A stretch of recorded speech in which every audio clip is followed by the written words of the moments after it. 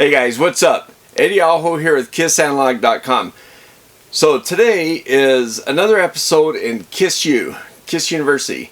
And we've covered series circuits, series parallel circuits, and this is going to be kind of an application of series circuits, okay? Just a quick video on that. Show you some schematics, some math here on some simple series circuits.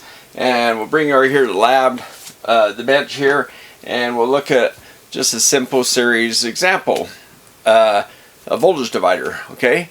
Now, when you're analyzing circuits, often you're breaking circuits down to groups of circuits, and then once you get to the group of circuit, you'll kind of start focusing on, more minute aspects, and you'll see, like, say, a voltage divider, which is a series circuit, and you'll kind of break it down to some small simple circuits that you can analyze, and then you kind of grow from there.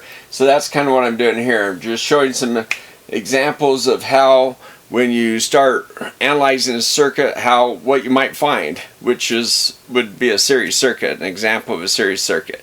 So just a quick video on that. Then we'll follow up with another one on parallel circuits, some examples there. And then we'll introduce inductors and capacitors to these circuits. Alright, let's do it, guys. Alright, so this is one of those basic series circuits that you'll find when you break down a circuit. There'll be a resistor divider. Resistor dividers are very common series circuits. A voltage divider, very common series circuit, where, like, say, in this example, if you zoom in on the schematic, you'll see a couple resistors in configuration like this, and they might be dividing the voltage from an output, and the voltage would be, say, a feedback voltage feeding back to some circuit saying, hey, I can't, maybe this is 24 volt output, maybe it's 12 volt, maybe the feedback can only go up to 2 volts, so you have to divide this circuit down so that you feed back a voltage that your other circuit can read. And so basically you scale your output. And so this voltage feedback is equal to the voltage out times this resistor divided by the sum of those two resistors. So when you think about that, forget about this RB right here. Voltage out divided by the sum of these resistors is the current through this, okay? Once you know the current through here, you take that current and multiply it by that resistor that it's going through, and that's the voltage drop across that resistor. So V out divided by the sum is that current times RB is the voltage there. So that's equal to this feedback voltage. Okay, so sometimes you might see a little more complex version of that, where instead of a simple 2 resistor divider, they use 3 resistors. Now ignore this FBT, this one right here right now, F feedback 2, okay? Just look at feedback here. And what we did is we took the top resistor and divided it into top 1 and top 2. So it's a series circuit, right? So you can treat it just like the one above if you want, and just add RT1 and RT2 as one resistor. That's a series circuit. And then the equation is the same as what we saw above. RT1 plus RT2 is RT. Okay? Now the reason you may do this is because, let's say these resistors turn out to be 10K and 10K, because you got 5 volts here and you want to divide out and feed back 2.5. So if you put even resistors, you divide the voltage in half. But instead of 10K, you go 5K, 5K, and a 10K. Alright? Well, now what you might really want to do is make this 8K and a 2K, a 2.1K, or a 1.9K. So that way you have some options of how you can change these 2 resistors here to give you exactly the voltage you want here. Because you may not find, when you're looking for 2 resistors, maybe you want 2.1 volts here. Maybe you can't find exactly the right resistor, and you work out all these different combinations trying to get 2.1, and it's just hard to do. But if you have 2 resistors you can play with, then you can add 100 ohm or 500 ohm or something like that to give you that extra incremental value to help you get exactly the voltage you want for feedback voltage. Well, another option is, what if you have two feedbacks? So you're dividing the voltage into three. So you have two voltages here, plus your output voltage. So maybe this is 12 volts. Down here you have 2 volts coming back, and maybe here you have 4 volts. So you can divide these voltages up so that you can get those voltages the way you want. Now, the voltage across feedback 2 would be equal to, it's the same as up here. The bottom resistor is now RT2 and RB. So it turns into this. So you're taking output voltage, multiplying by both those resistors, and dividing by those. Okay, so now another option, or another circuit you might see where essentially it's a series circuit, is a basic current sense circuit or a voltage drop circuit. So you might have something out here, you're powering this load, and it might be 10 ohms or whatever, but you might want to drop some some voltage here. You might want to limit the current that can come to here maybe, or you might want to sense this current. So you're going to sense the voltage across that RS, the sense, and that way you can tell how much current you got coming to your load. But now you don't want these things to, you don't want this to take away too much voltage from this. So you want RS much smaller than RL.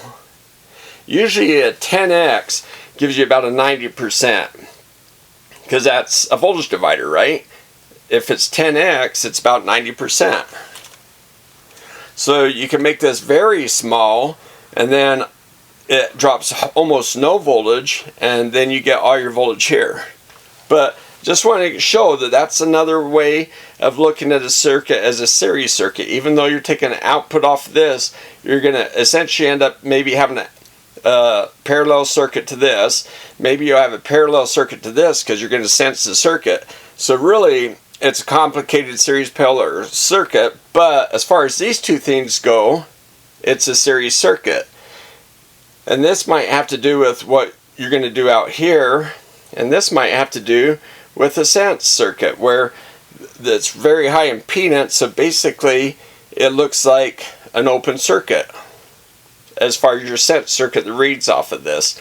So it doesn't really add anything in parallel to this, so you can look at it as that circuit doesn't exist as far as the impedance.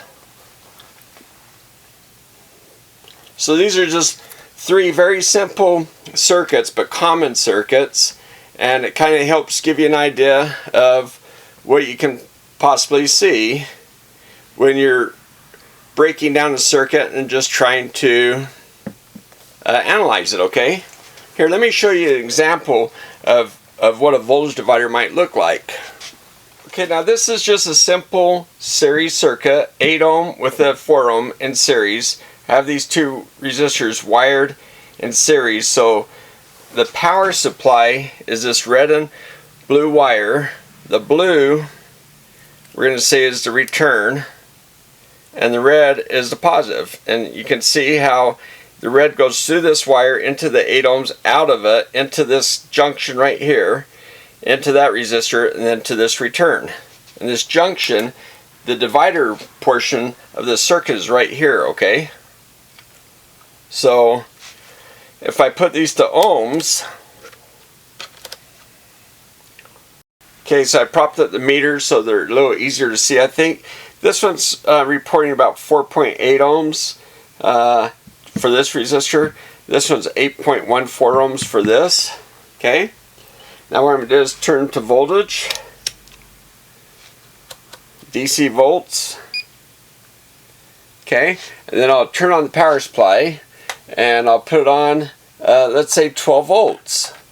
Now if this was perfectly 8 and this is perfectly 4, we should see 12 volts. It should be 1 volt per ohm because it's 12 ohms total, right? Let's turn on the power supply. Okay, now I'm at 6 volts right now, so I'm only getting 2 and 4, so that's a voltage divider, right? I'm getting about half volts here, about 2 volts, and about half of them here 4 volts. That's 6 volts. Now I'll bring it up to 12, and now we're about 4 volts and 8 volts almost. This guy's a little higher than 4 ohms, so he's hogging a little bit more of it. Hold on just a sec. Let me get that over there. Okay, now what I've done is I put 24 volts on it. So now this one's almost doubled, 16, and this one's about 8. So you can see how they divide up the voltage.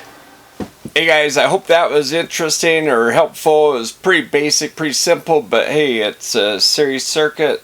What seems simple and basic to some of us might be something new to someone else. So just want to introduce how to start looking at circuits and breaking it down to basic series circuits, which voltage dividers, current sense with load, basically load resistance would fit that category. So, all right, just trying to help on how to analyze your circuits. Okay, thanks guys.